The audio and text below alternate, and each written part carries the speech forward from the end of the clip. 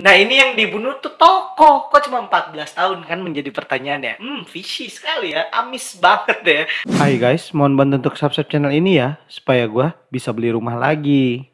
Buat yang udah, makasih nih. Maaf ngerepotin.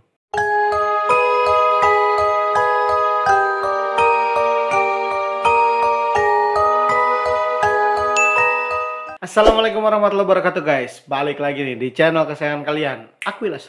Apa kabar nih kalian semuanya ya? Mudah-mudahan kalian semuanya pada sehat-sehat, ya kan, pada sejahtera, hidupnya nyaman, tentrem, dan aman, damai. Ya guys, jadi kali ini Aquilas Room bakal bahas lagi tentang misterius case ya. Kasus-kasus yang terjadi di Indonesia tapi belum terpecahkan ya. Jangan-jangan abis Aquilas Room bahas nih, kalian balas lah, tulis di komentar, pecah ya kan ya. Piring mak lu, ini udah pernah gue pakai jokesnya.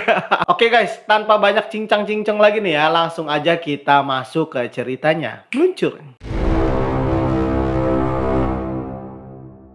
Jadi yang akan kita bahas di Aquilas Room kali ini adalah tentang seorang aktivis penggiat HAM ya, hak asasi manusia, yaitu seorang tokoh dengan nama Munir Said Thalib. Ini adalah salah seorang penggiat aktivis yang sangat terkemuka di Indonesia, dan di zamannya itu ya banyak banget orang-orang yang mungkin merasa ditolong oleh beliau dalam kegiatan-kegiatan, terutama dalam misi-misi kemanusiaan. Munir Said Thalib adalah seorang aktivis yang lahir pada tanggal 8 Desember 1965 di Malang, Jawa Timur guys ya. Selama hidupnya, Bang Munir ini udah banyak banget menolong orang ya, terutama orang-orang yang menjadi korban dari kegiatan-kegiatan yang kira-kira bisa menyinggung masalah HAM ya, hak asasi manusia. Buat sebagian orang mungkin ngeri banget terlibat di dalam kasus-kasus seperti ini guys. Namun naasnya Bang Munir harus meninggal dunia pada tanggal 7 September 2004 saat perjalanannya untuk melanjutkan studinya ke Amsterdam ya guys ya. Nah, sebagai penggiat HAM ya, Munir ini sendiri memang terlibat banyak banget kasus, terutama kasus-kasus yang misterius banget, dan kemungkinan nih ya, kasus-kasus yang dia tanganin ini adalah kasus-kasus yang bisa dibilang besar di Indonesia. Nah, makanya Munir ini benar-benar luar biasa banget sosoknya, sehingga walaupun beliau ini udah meninggal pada tahun 2004 yang lalu ya, sekitar ya sekarang udah masuk ke tahun ke-17 berarti ini dari kematiannya beliau, tapi masih banyak banget nih kayak orang-orang di bawah di Indonesia ini, terutama bagi para penggiat HAM juga dan mahasiswa-mahasiswa tentunya yang benar-benar peduli akan sosoknya Bang Munir ini, karena memang penggantinya sampai saat ini kayaknya masih belum ada ya, kalau yang gua rasain gitu ya.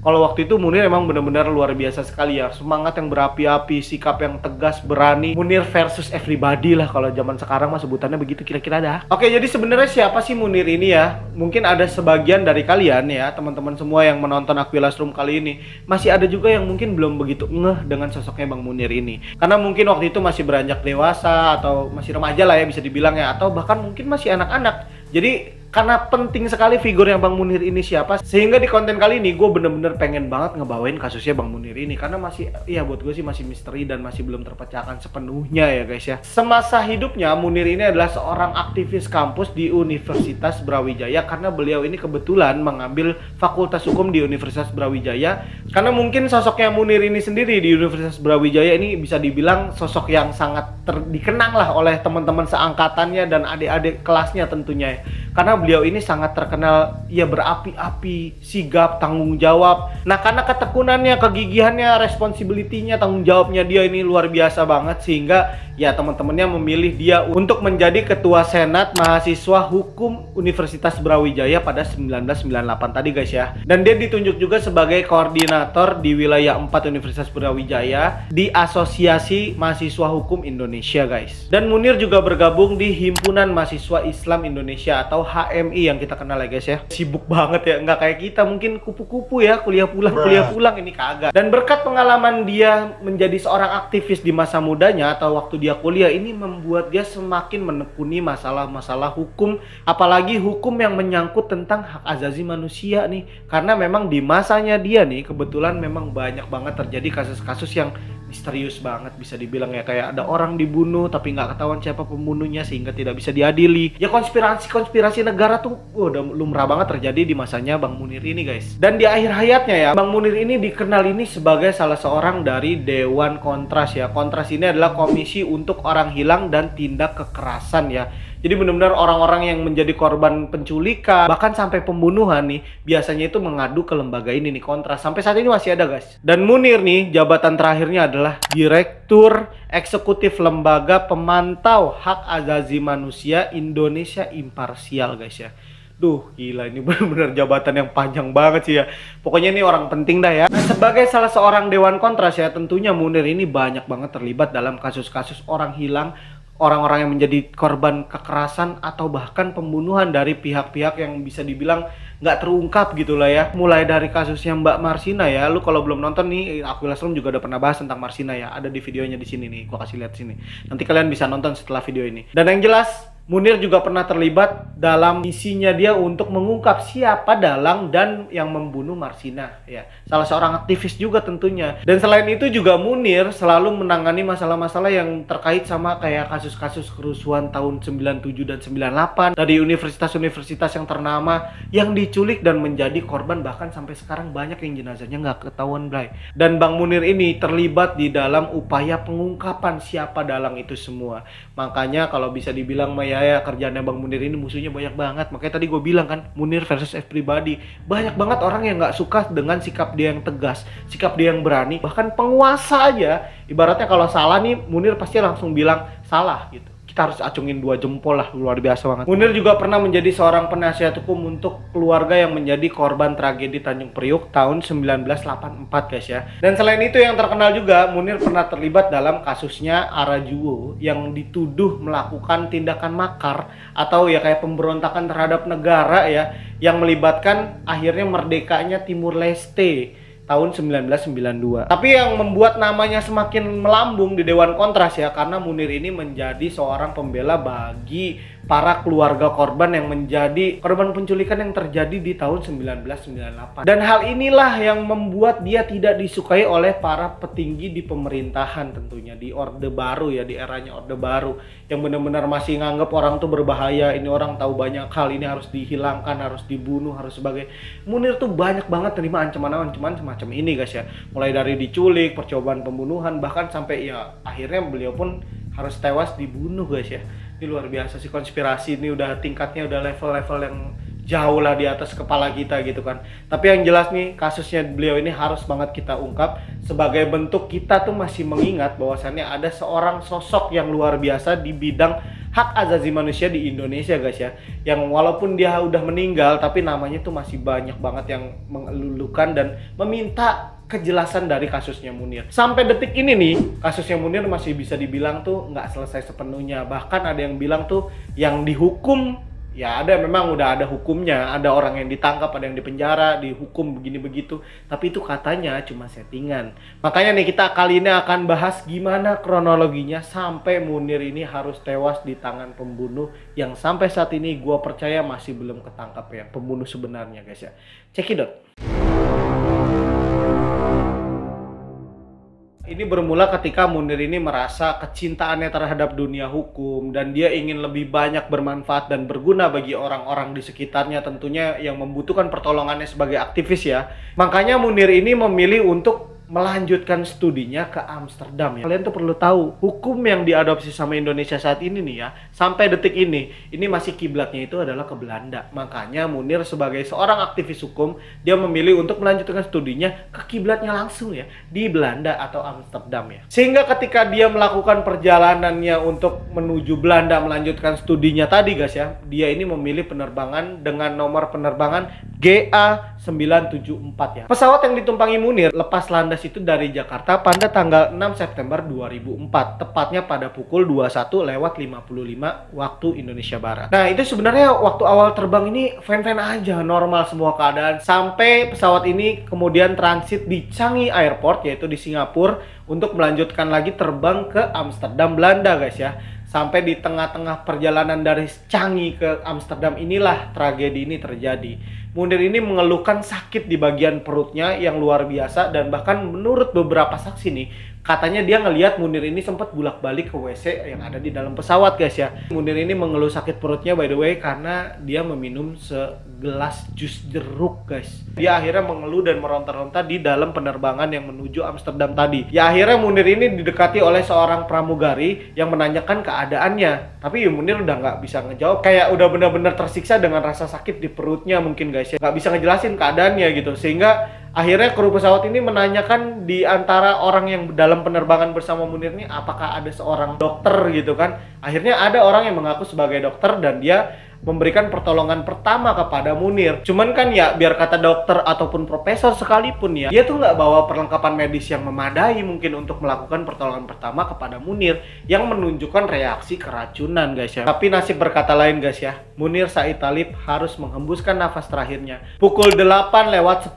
pagi waktu Amsterdam ya guys ya. Jadi Munir bisa dibilang meninggal di ketinggian 40.000 kaki di atas permukaan tanah guys. Meninggalnya dia ini 2 jam sebelum dia mendarat di Bandara Schiphol Amsterdam guys. Nah saat pesawatnya yaitu GA974 ini mendarat di Bandara Schiphol Amsterdam nih ya, ini sesuai dengan protokol bandara nih. Kalian juga nih yang belum pernah traveling menggunakan pesawat, jadi kalian tahu nih ya, kalau misalnya ada kasus kematian di dalam suatu pesawat lagi terbang, tiba-tiba ada yang meninggal di dalam pesawat, itu kalian nggak akan langsung dibolehin turun sebagaimana mungkin penumpang-penumpang umumnya gitu ya. Kalian akan menjalani proses penyelidikan terlebih dahulu kenapa ini meninggal, walaupun yang meninggal ini dalam keadaan sakit guys ya. Begitu pula dengan keadaannya ini penerbangan GA974 ya, apalagi ini penerbangan internasional, dan yang meninggal adalah seorang aktivis hak asasi manusia yang gue bilang tadi, Munir versus everybody. Banyak banget musuhnya guys. Nah akhirnya semua yang berada di dalam pesawat dan satu penerbangan dengan Munir ini ya menjalani investigasi lebih lanjut. Bener-bener ditanyain satu persatu sebelum keluar gitu, apa hubungannya, kenal nggak dengan sosok ini, kontak nggak sama beliau dan sebagainya. Dan akhirnya setelah melalui proses yang panjang tadi ya, penyidikan tadi, baru mereka dibolehkan turun dari pesawat dan menuju tujuannya masing-masing. Dan karena meninggalnya di Amsterdam, di negara orang, tentunya ini sangat beda lagi nih masalahnya kan. Akhirnya jenazahnya Munir ini kemudian dikirimkan balik ke Indonesia, tentunya di tempat kelahirannya yaitu Malang nih. Dibawalah itu Munir ke sana untuk menjalani proses autopsi atau dicari tahu kenapa Munir ini meninggal. Karena dari hasil investigasi yang di awal tadi 20 menit mereka ditahan semua nih satu pesawat ya, itu ditemukan bahwasannya kayaknya Munir ini ada gejala diracuni atau keracunan gitu ya. Kalau orang-orang yang penggiat HAM mungkin pas dengar Munir meninggal, mereka langsung pasti pikirannya Munir ini pasti dilenyapin, pasti dihilangkan nyawanya dengan sengaja gitu, atau dengan ya konspirasi yang luar biasa tentunya. Sampai akhirnya pada tanggal 12 September 2004 jenazahnya Munir ini kemudian dikebumikan di tempat kelahirnya itu Malang, Jawa Timur ya. Tapi ya karena ada hasil otopsinya keluar nih setelah beliau dimakamkan, akhirnya terpaksa ya kuburannya dari Bang Munir ini dibongkar lagi, diambil lagi jenazahnya untuk diotopsi ulang. Nah hingga saat ini nih guys ya, kalian perlu tahu, memang udah ada beberapa nama yang dikaitkan dengan kematian Munir. Bahkan ada beberapa orang yang sudah divonis secara pidana dengan terbuktinya mereka ini terkait dengan kematiannya Munir. Tapi nih guys ya, you know lah ya, kalau udah negara main di situ, wah ini sih udah bisa dibilang settingan tuh udah di tangan mereka gitu. Kalian tuh hanya tahu berita dari koran, dari media televisi, dari media online gitu kan ya. Itu yang mungkin mereka sudah buat skemanya. Sama kayak cerita-cerita sinetron, ya kayak sinetron Ajab Ilahi begitu dah ya kira-kira ya. Nah kalian mau tahu nggak siapa yang akhirnya dikambing hitamkan dan dijadikan tersangka dalam kasusnya Munir ini ya? Nah kita sekarang akan bahas gimana konspirasinya. Luar biasa ngeri. Ini gue merinding gimana gitu. Ya dah, kita bahas masalah konspirasinya langsung nih ya. Meluncur. Nah sampai di tahun yang sekarang udah mau tahun 17-nya nih setelah Munir meninggal ya, udah 16 tahun lebih, mau jalan 17 nih, September ini 17 tahun nih berarti. Belum terungkap kalau bisa dibilang mah ya, cuman orang-orang yang jadi bonekanya aja yang di penjara-penjara guys ya, luar biasa. Jadi selama kurun waktu dari Munir meninggal sampai saat ini memang ada orang-orang yang sudah ditangkap dan diadili katanya. Nah yang pertama adalah Polikarpus Budihari Priyanto, ini yang dibilang sebagai pelaku utama dari pembunuhan Munir guys ya. Dan ini adalah pilot yang mengendarai GA974. Ya buat gue sih agak mes juga ya, walaupun bisa aja sih sebenarnya, mungkin juga gitu. Tapi kalau buat gue agak gimana banget gak sih pilot sampai ngebunuh penumpangnya gitu ya. Mungkin kalau pramugari yang pertama kali nanyain keadaan Munir itu yang dituduh, mungkin gue masih bisa, secara akal logika gue mungkin masih bisa gue terima. Tapi ini pilotnya guys ya walau alam lah, gue nggak tahu. Yang jelas ya mungkin otak gue yang nggak sampai ke situ ya. Tapi ya ini Polikarpus ini dituduh sebagai pelaku utama dari pembunuhannya Munir. Nah selain Polikarpus ini juga pengadilan memutus vonis bersalah kepada Direktur Utama PT Garuda Indonesia. Sampai di rootnya kena ya. Saat itu dijabat oleh Indra Setiawan, yang kemudian beliau ini divonis 1 tahun penjara karena dianggap terlibat dan tahu bahkan men-setting juga sehingga Munir harus meninggal dalam penerbangan di pesawat Garuda yang ditumpanginya dengan nomor penerbangan GA974. Tapi nih guys ya, yang menjadi fakta persidangan yang unik banget, yang lu harus bener-bener ngambil spot nih, harus lu perhatiin baik-baik ya. Bapak Indra Setiawan ini nih ya, Dirut PT Garuda Indonesia, ini membantah bahwasannya dia ini terlibat dalam pembunuhannya Munir. Tapi ya, dia ini terlibat karena ditemukan dokumen, yaitu surat dari BIN, Badan Intelijen Negara, yang memerintahkan si Indra Setiawan ini untuk mengganti pilot penerbangan GA974 dari pilot yang seharusnya menjadi Bapak Polikarpus Budihari Priyanto ya, yang kemudian dia dihukum 14 tahun penjara. Dibuat gue sih ya bingung sih gitu, yang dibunuh orang yang punya banyak banget penghargaan tentang hak asasi manusia di Indonesia, tapi hukumannya cuma itu. Padahal nih ya, hukuman berencana ini ya, kalau dipidanakan dan bener-bener dikenain ke rakyat umum nih ya, ini ancamannya adalah minimal banget penjara seumur hidup. Nah lu inget nggak nih ya, kemarin gue juga ngebahas kasusnya Asyifa sama Hafiz ya, yang ngebunuh ceweknya atau mantannya ya, Ade Sarah itu, sampai mereka ini dihukum, divonis dua-duanya loh, cewek cowok nih, pelakunya dua-duanya divonis hukuman seumur hidup. Setimpal, karena yang dihilangkan nyawa. Nah ini yang dibunuh tuh tokoh, kok cuma 14 tahun kan, menjadi pertanyaannya. Fishy sekali ya, amis banget ya. Nah di dalam pleidoinya atau pembelaan dia di pengadilan ya, Indra Setiawan juga menjelaskan bahwasannya dia benar-benar nggak tahu menahu apakah surat dari Badan Intelijen Negara pada Juni atau Juli 2004-nya, ya berapa bulan sebelum September kan gitu kan, dia benar-benar nggak tahu apakah surat dari BIN yang dia terima ini adalah bagian dari konspirasi pembunuhan terhadap Munir guys. Dia tuh mikirnya Badan Intelijen Negara ini mengurusi tentang keamanan negara atau ancaman-ancaman terorisme ya, yang benar-benar kemungkinan ini membahayakan keadaan negara. Dia pikir pasti yang dikasih sama si BIN ini adalah yang terbaik untuk negara. Dia pikir begitu kan ya. Makanya dia sebagai Dirut PT Garuda yang mana adalah BUMN nih tentunya ya, dia juga mengikuti apa yang diinstruksikan oleh negara. Begitu kira-kira guys. Ya kan? Aneh kan? Dan karena pledoinya dia juga, dan ini benar-benar langsung ke spam di semua media ya, viral kalau kata zaman sekarangnya mah gitu dah. Di 2004 itu benar-benar semua mata menyorot ke Badan Intelijen Negara ya. Tentunya mereka tuh nganggap wah ini berarti disetting sama Badan Intelijen Negara. Jadi kemungkinannya yang melakukan pembunuhan terhadap Munir ini atau dalang utamanya, aktor intelijennya adalah orang yang memiliki kekuasaan di negara. Siapa? Gue juga belum tahu. Allah yang lebih tahu gitu kan. Tapi yang jelas nih, ya ada kemungkinannya karena dia menggunakan alat negara, aparatur negara yaitu BIN. BIN ini digunain dengan semudah itu gitu kan. Berarti kan orang yang punya power banget yang bisa menggunakan badan intelijen milik negara, ya enggak? Tapi yang aneh adalah tidak ada satu orang pun dari Badan Intelijen Negara yang kemudian dinyatakan bersalah dan diadili di pengadilan. Aneh nggak tuh? Okay?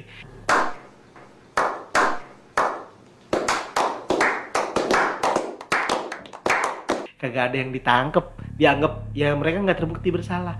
Memang ada mantan deputinya dari BIN ini yang diadili, tepatnya adalah mantan deputi 5-nya BIN ya, yaitu Bapak Muhdi Prawiro Pranjono ya. Tapi kemudian nih ya, dengan sangat mudahnya dia diloloskan dan didakwa tidak memiliki keterkaitan apapun, tidak bersalah sama sekali, dan tidak ditemukan cukup bukti yang kuat yang melibatkan dia terhadap kasusnya Munir. Dan sampai saat ini masih banyak banget yang percaya dan yakin nih, sebenarnya dalang yang benar-benar ngebunuh Munir, yang nyuruh, mungkin aja memang Polikarpus adalah eksekutornya yang jadi aktor di dalam pesawatnya bersama Munir karena dia terbang kan. tapi dalang intelektualnya Sape. Munir ini yang memang terlibat dalam kasus-kasus yang punya keterkaitan terhadap orang-orang yang sedang berkuasa di negeri ini guys ya. Saat itu tentunya 2004 ya. Dia benar-benar nentang secara terang-terangan di media, dia gembar-gembor bahwasannya orang-orang ini adalah korban dari si anu, si ini, si itu gitu ya, yang melibatkan bahkan instansi dan lembaga-lembaga aparatur negara, model TNI, polisi, BIN tadi dan sebagainya, bahkan orang-orang yang berkuasa di politik juga sama. Ya bener-bener luar biasa sih, gila dia beraninya tuh kelewat banget gitu, sehingga ya mungkin aja ada orang-orang yang memang bener-bener benci sama dia gitu, atau merasa dia ini sangat membahayakan bagi dirinya ini yang berkuasa tadi ya, sehingga ini harus dilenyapin nih orang gitu. Akhirnya dibunuhlah dia di pesawat waktu dia mau menuju Amsterdam. Dan yang luar biasanya buat gue nih guys ya, hakimnya dengan entengnya mengetuk palu bahwasannya ini nggak terlibat. Cuman karena apa guys? Karena diputuskan dengan catatan bahwasannya Bapak Muhdi ini ya, yang menjadi deputi 5-nya BIN yang saat itu 2004 ya, beliau ini dinyatakan tidak bersalah karena tidak terbukti menempatkan Polikarpus atau yang menjadi eksekutor tadi yang dihukum pertama 14 tahun menjadi pilot penerbangan GA974. Ya sampai kiamat juga kagak bakalan dia yang nempatin pasti yang dituduhin tadi yang kena hukuman 1 tahun guys ya, Bapak Indra Setiawan nih yang direktur Garuda yang bisa ngerubah. Dia hanya divonis tidak bersalah karena tidak melakukan penempatan Polikarpus di penerbangan itu. Ya aneh, memang bukan wewenang dia gitu kan. Ya karena mau gimana pun juga bukan dia wewenangnya yang ngerubah si pilot pastinya gitu. Dan kalau tiba-tiba BIN nempatin pilot juga nggak mungkin, pasti lewat perantara. Makanya yang ketahuan yang ada buktinya adalah si Indra Setiawan yang menjadi dirutnya Garuda saat itu. Apa sih buat gue ya? Karena kenapa diambil sudut pandangnya itu yang menjadi pembebasan tidak bersalahnya si Bapak Muhdi ini ya? Buat gue cukup aneh, buat gue yang awam gitu ya. Dan mungkin ini juga yang membuat hak asasi manusia di Indonesia dinyatakan masih ya dalam keadaan belum terlalu stabil, mungkin belum terlalu bisa dibilang baik gitu. Karena penerusnya Munir aja kayaknya kalau gue pribadi sih belum gue temuin ya. Dan mungkin juga kasusnya Munir ini juga menjadi kayak semacam lampu merah lah, batasan lah buat mereka-mereka yang mau mencoba meniru Munir. Ya konsekuensinya adalah seperti Bang Munir tadi. Ya mungkin ini yang membuat para penggiat HAM saat ini agak sedikit-sedikit ngerem gitu, atau kalau nginjek gas tuh pelan-pelan, nggak langsung ngebut kayak Bang Munir waktu itu mungkin ya. Oke guys, kita sampai di ujung pembahasan tentang kasusnya Munir. Tentunya gue berharap ya Akvilas Room menyajikan kasusnya Munir ini. Kita sebagai orang-orang Indonesia, rakyat Indonesia tentu harus banyak mengenang tokoh-tokoh sejarah yang benar-benar layak banget lah untuk kita kenang, kita pelajari, dan kita doakan mudah-mudahan kasusnya benar-benar bisa terungkap ya. Tapi yang jelas dalam kurun waktu kematian Munir di 2004 sampai saat ini ya masih menjadi misteri di Indonesia tentunya. Jadi gua mau nge-challenge nih kalian ya, para viewersnya Akvilas Room yang punya jiwa detektif yang selalu meronta-ronta. Nih gua mau sedikit ngasih clue-clue tentang kasusnya Munir. Luar biasa ini, kalau mau dijelasin mungkin kagak kelar sejam 2 jam nih, bisa berhari-hari. Lah orang kasusnya aja 17 tahun belum kelar, ya kali gue bisa mecahin dalam waktu 15-30 menit kan nggak mungkin lah ya. Tapi yang jelas nih, gue punya sedikit clue-clue yang perlu kalian catat nih. Jadi nanti kalian bisa komentar di kolom komentarnya Akvilas Room ya, dari clue-clue yang gue kasih. Yang pertama nih ya, apakah Bapak Polikarpus Budihari ini benar-benar dalang dari pembunuhannya Munir? Apakah ada hubungan antara seorang pilot dengan aktivis HAM? Apalagi pilotnya ini sebelumnya mempunyai track record yang sangat baik, jam terbangnya baik, gak pernah ketangkep dengan kasus-kasus aneh, tiba-tiba ngebunuh tanpa sebab musabab yang jelas, tanpa ada aktor intelektual di belakangnya, ngebunuh salah seorang aktivis HAM terbaik yang pernah menerima penghargaan internasional. Oke, tadi clue yang pertama, sekarang kita masuk ke clue yang kedua. Jadi guys, clue yang kedua adalah Munir ini jenazahnya udah sempat dikuburkan di Batu, Malang, Jawa Timur setelah jenazahnya tiba dari Amsterdam pada tanggal 12 September 2004 ya guys. Nah sebelum dikubur sebenarnya jenazah Munir ini udah melewati proses otopsi juga di Indonesia tentunya kan guys. Tapi nggak ada klaim apa-apa, nggak ada pemberitahuan apa-apa tentang jenazahnya Munir. Kayak seolah-olah sakit biasa aja dan dikuburkan begitu aja gitu. Walaupun pada saat itu hampir semua media lah bahkan ya menginformasikan bahwasannya Munir ini udah meninggal gitu ya pada tanggal 8 September 2004. Dan 2 bulan setelahnya baru heboh lah itu karena pihak kepolisian Amsterdam ini memberikan dokumen tentang otopsi yang mereka lakukan di Amsterdam. Karena Munir ini kan meninggal di sana gitu ya, diotopsi di sana. Dan ditemukan dari fakta penyidikan dan otopsinya Munir ya, bahwasannya Munir ini kemungkinan meninggal karena keracunan senyawa berbahaya yaitu arsenik dalam dosis yang sangat fatal. Yang anehnya guys, kenapa tidak ada pengumuman ini dari hasil otopsi yang dilakukan di Indonesia? Gimana menurut kalian guys? Komentar di bawah. Jangan lupa, gue bakal baca semua dan kita diskusi di bawah, oke?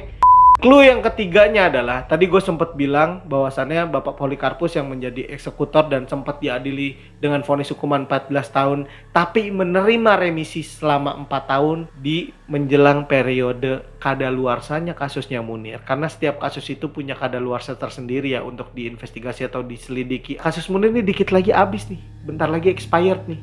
Dan luar biasanya adalah aktor utamanya, mungkin dia tahu tapi dia nggak berani menyebutkan siapa yang menyuruh dia atau siapa yang memerintahkan dia untuk menaruh racun arsenik di minumannya Munir. Baru kemarin tanggal 18 Oktober 2020 meninggal dunia. Agak visinya lagi, beliau ini divonis katanya kena COVID.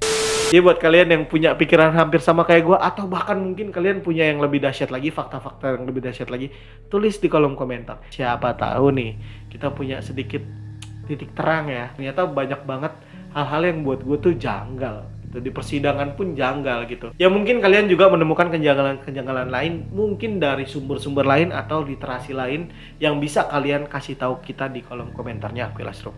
Jadi gue nge-challenge buat kalian semua nih, para pecinta Mysterious Case, ayo kita diskusi di bawah ya.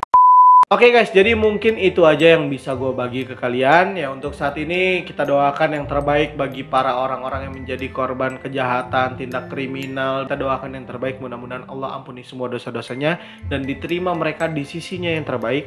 Dan tentunya kita doakan juga untuk Bapak Munir Said Thalib ya, yang menjadi seorang yang sangat memotivasi para generasi muda setelah beliau. Tentunya mudah-mudahan negeri ini semakin membaik ke depannya. Yang jelas nih, gue mau terima kasih buat kalian yang udah nonton video gue dari awal sampai akhir.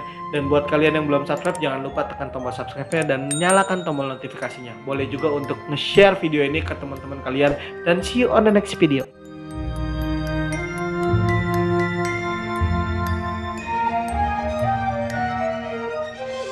Minum ya?